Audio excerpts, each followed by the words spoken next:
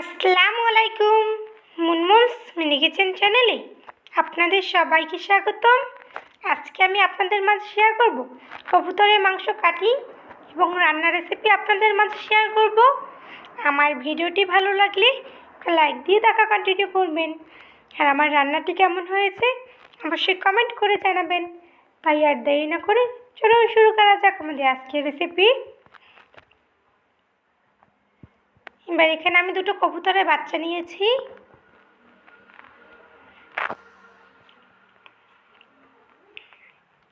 এবার আমি কবুতরগুলো জবাই করে নেব।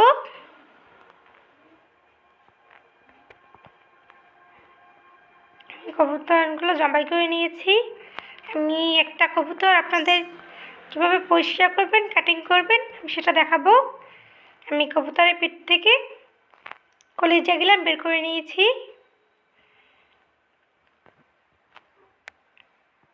এবার একটা পাত্রে আমি ফুটন্ত গরম পানি নিয়েছি। এবার আমি এই গরম পানিতে কবুতরটা দিয়ে দেবো। গরম পানিতে বেশিক্ষণ রেখে দিবেন না, কবুতরের বাচ্চাগুলোর মাংস অনেক নরম হয়। 2-1 মিনিটের বেশি রাখবেন না। খুব সুন্দরভাবে পশমগুলো তুলে নেওয়া যাচ্ছে।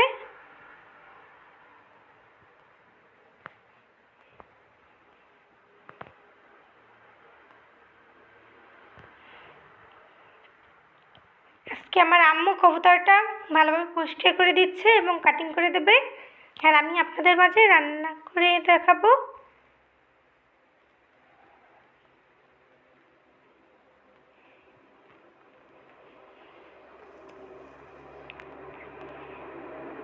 খুব সুন্দরভাবে পরিষ্কার করে নিচ্ছে।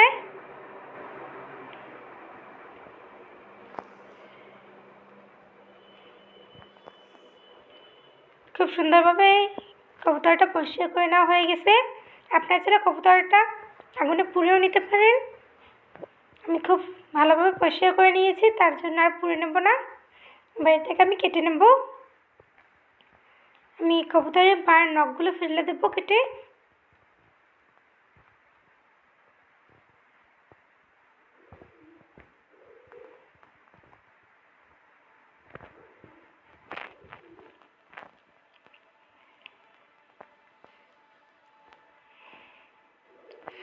কবুতরের পাখের মাথায় একটা নখের মতো থাকে, সেটাও কেটে ফেলে দিচ্ছি।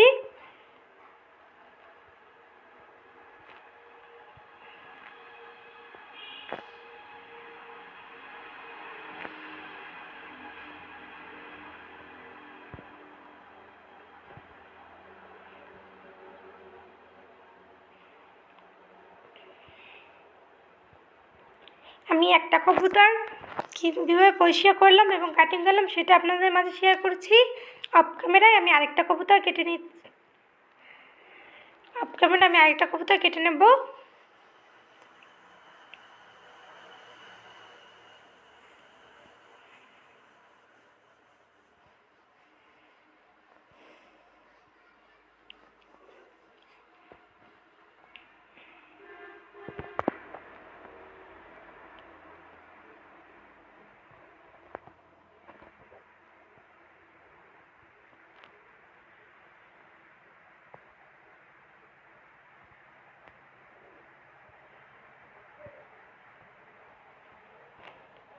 এভাবে আমি দুটো কবুতর কেটে ভালোভাবে ধুয়ে পরিষ্কার করে নিয়েছি। এবার কবুতরগুলো রান্না করে নেওয়ার পালা।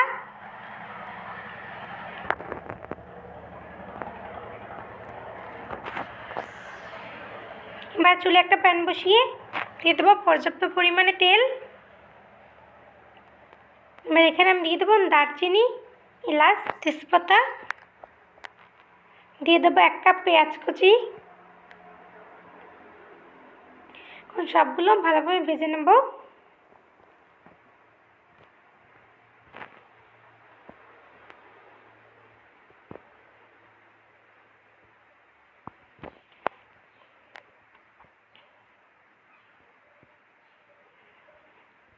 আমি পেঁয়াজটা কিছুক্ষণ ভেজে নিয়েছি। এবার এখানে আমি দিয়ে দেবো সামান্য পরিমাণে পানি।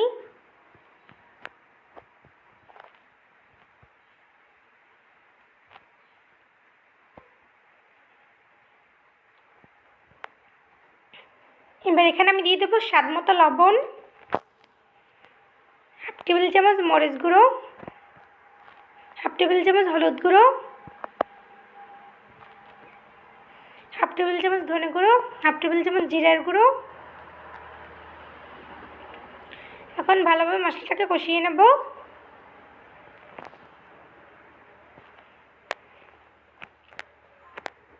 এবার দিয়ে দিলাম হাফ টেবিল চামচ আদা বাটা, হাফ টেবিল চামচ রসুন বাটা। আমি পেঁয়াজ কুচি দিয়েছি, তার জন্য আর পেঁয়াজ বাটা ব্যবহার করব না, আপনি চাইলে দিতেও পারেন। এখন ভালোভাবে মশলাটাকে কষিয়ে নিতে হবে।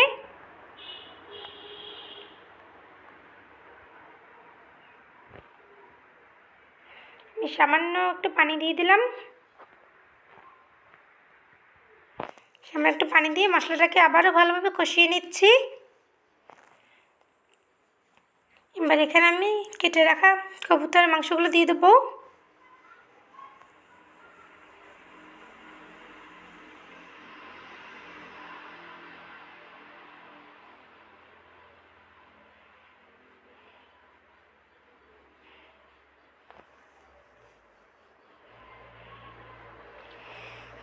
এবার এখানে আমি কেটে রাখা আলুগুলো দিয়ে দেবো।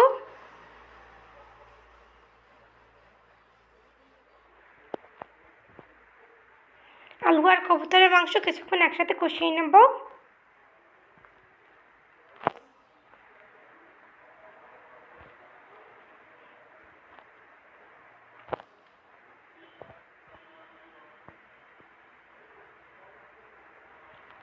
এবার একটা ঢাকনা দিয়ে ঢেকে কিছুক্ষণ রেখে দেবো। আমি ঢাকনাটা উঠিয়ে নিয়েছি। এখন আবার একটু নেড়ে নেব।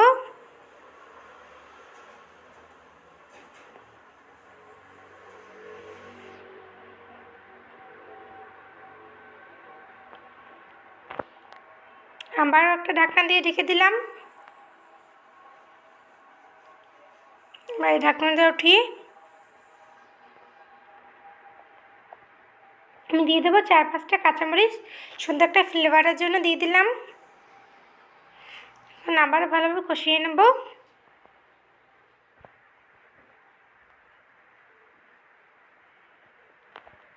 কিছুক্ষণ নেড়ে চেড়ে আমি দিয়ে দেবো এবার পরিমাণ মতো পানি।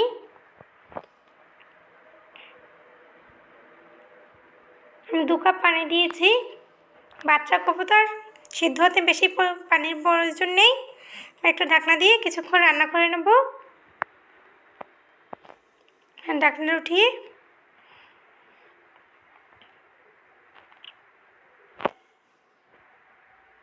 এবার আমি কিছুটা জিরার গুঁড়ি ছিটিয়ে দিলাম।